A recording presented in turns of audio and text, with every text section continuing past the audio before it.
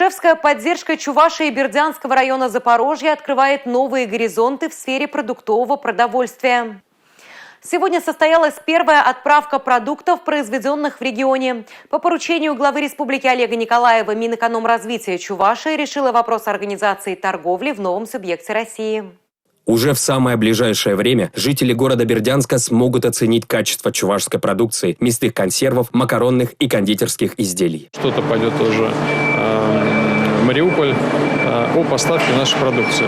Соответственно, были заключены контракты с нашими производителями. Вот сегодня первая отгрузка, и впервые наша продукция в таком объеме коллективно будет направлена в Бердянск.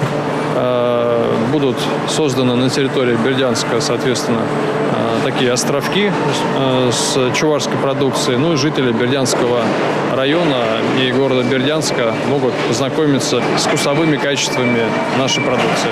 Общий объем первой поставки порядка 20 тонн. Для продукции в торговых точках Бердянска будут выделены места с отдельной вывеской «Произведено в Чувашии». По ценам отгрузка произошла по таким же, как и по Чувашской республике. Соответственно, посмотрим на логистическую цепочку, на организацию.